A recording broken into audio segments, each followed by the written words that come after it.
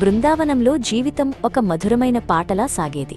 యమునా నది గలగలలు, పక్షుల కిలకిలలు, అన్నింటికన్నా మించి కృష్ణుడి వేణుగానం ఆ ప్రదేశాన్ని ప్రేమతో, ఆనందంతో నింపేవి.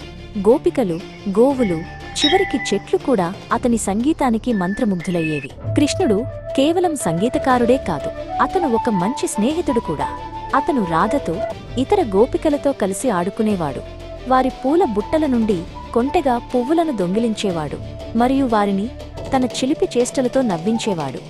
అతని ఉనికి ప్రతి ఒక్కరి హృదయంలో ఆనందాన్ని నింపేది. కాని దూరంగా, వెలుగు సోకని చీకటి లోకాలలో ఛాయాసురుడు అనే రాక్షసుడు ఇదంతా చూసి అసూయతో రగిలిపోతున్నాడు. అతని ప్రపంచం ద్వేషంతో, భయంతో నిండి ఉంది.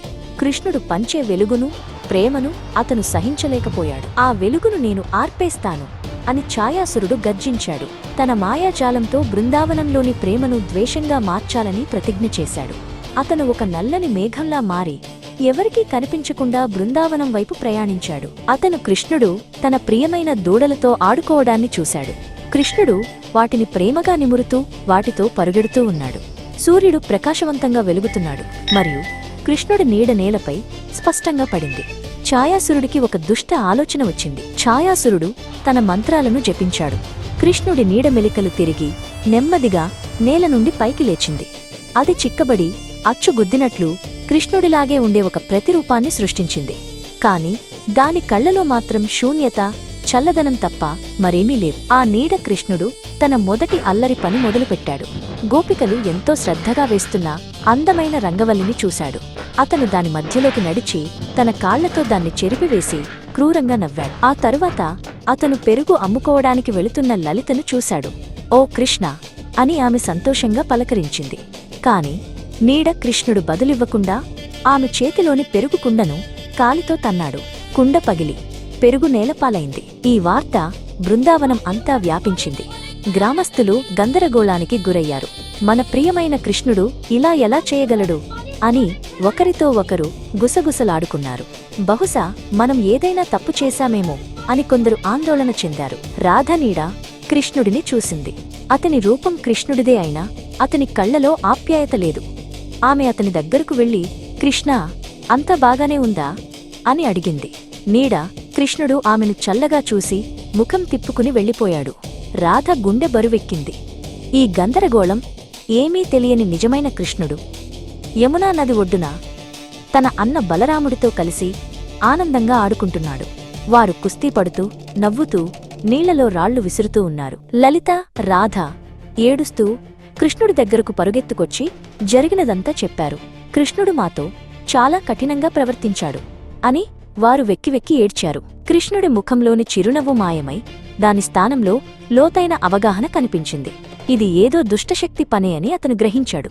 అతను వారి కన్నీళ్లు తుడిచి, మీరు భయపడకండి, నేను దీనిని సరిచేస్తాను అని మృదువుగా చెప్పాడు. కృష్ణుడు గ్రామకూడలివైపు నడిచాడు. అతని నడకలో నిశ్చయం, శాంతం ఉన్నాయి. గ్రామస్థులు అతను రావడాన్ని చూసి, అప్పటికే అక్కడ ఉన్న నీడ కృష్ణుడిని చూసి మరింత అయోమయానికి గురయ్యారు.